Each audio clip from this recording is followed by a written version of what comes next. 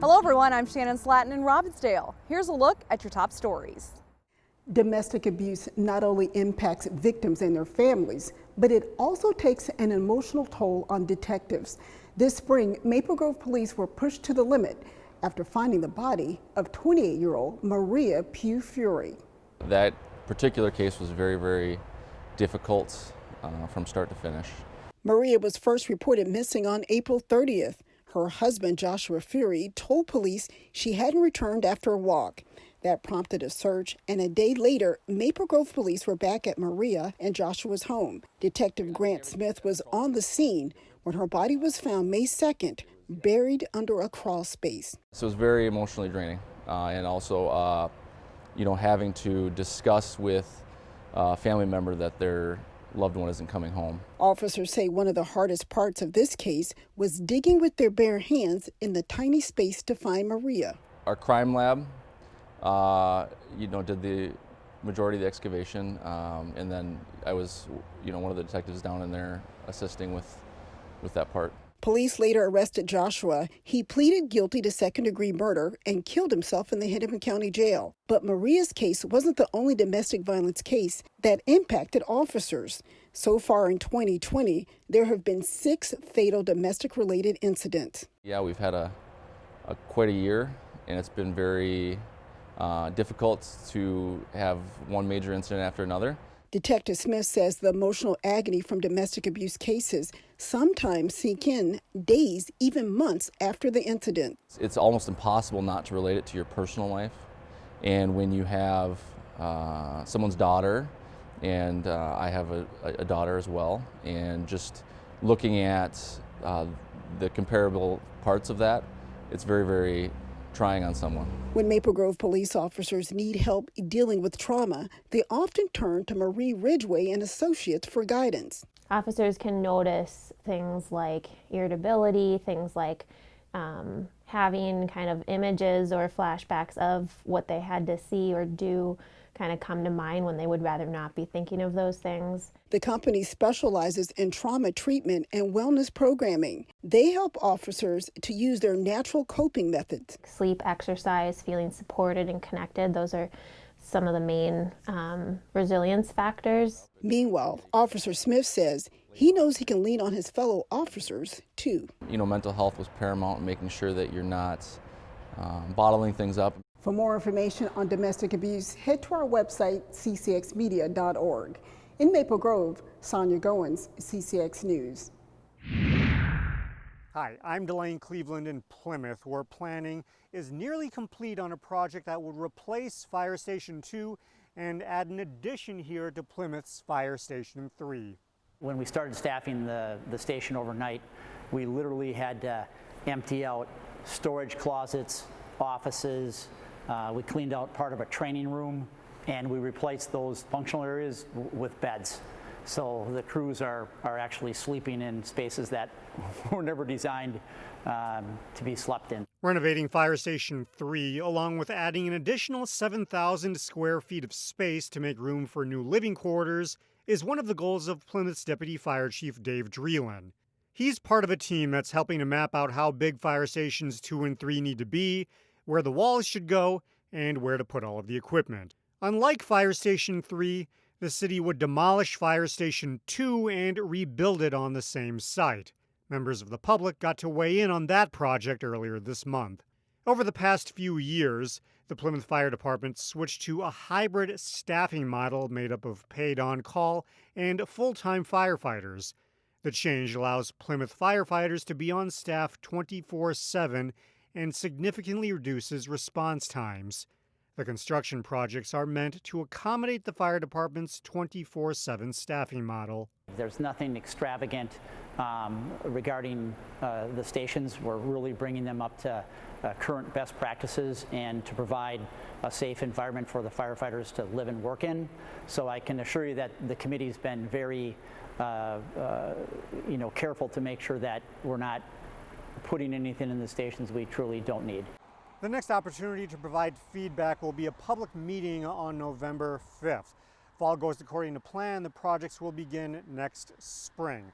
For more information, you can go to our website at ccxmedia.org. In Plymouth, DELANE, Cleveland, CCX News. A Maple Grove auto shop is pledging to give back to local communities throughout this week and next week for National Service Day. Christian Brothers Automotive is giving free oil changes and light maintenance to those in need. If you're a person struggling financially, you can call the shop to get scheduled. To make sure the auto shop is serving those truly in need, drivers will need a referral from a community leader that can vouch for them. The business is also partnered with several organizations to identify people in need. We care a lot more about them as individuals and what they're going through than just about their cars, right? You know, and we're here to serve people, we're here to love people. We just happen to fix cars at the same time, you know?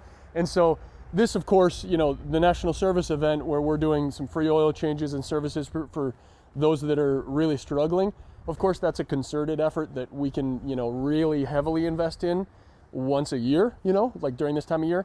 But we strive to do this on small but consistent levels on a daily basis of the way we serve our customers. Initially, National Service Day at Christian Brothers was supposed to be a one-day event with kid and family activities, but due to COVID-19, the business decided to only do free oil changes and maintenance. Nelson expects his business to give about 20 to 30 free oil changes during the event. For more information, you can go on our website, ccxmedia.org.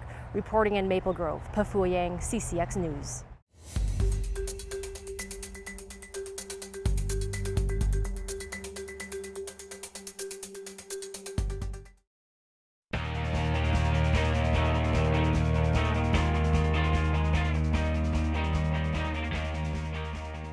Winter sports teams found out last week that they will have a season during COVID-19.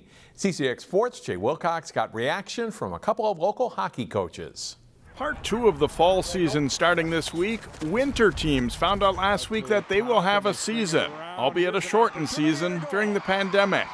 That includes hockey, where 2 coaches we spoke to said the decision was largely what they expected. Well, I mean, I think it's not totally unexpected. I mean, it's nice to finally have a date where we can kind of start planning what the season and the preseason going into that.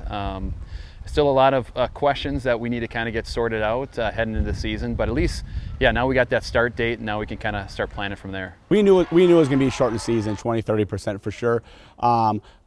Like I said, I think we're just glad we're playing hockey this year. I think just for the kids, you know, especially the girls who had played spring sports last year, you know, to get another season taken away from them. In-season tournaments, such as holiday events that mean traveling and bringing many teams together, will likely be missed this season. I kind of expected no, you know, holiday tournament, and you know, and we'll staying within conference play, a local play. There's been the idea of taking a break around the holiday period, so maybe, you know, since those tournaments are going, maybe it's a good time to be able to regroup and teams to get healthy. I haven't seen that yet, but yeah, we've been up to Warroad for 20 plus years, and obviously that's a super fun trip for us, but that would definitely not be considered a local opponent. So driving 6 hours north, it's unfortunately not going to happen this year.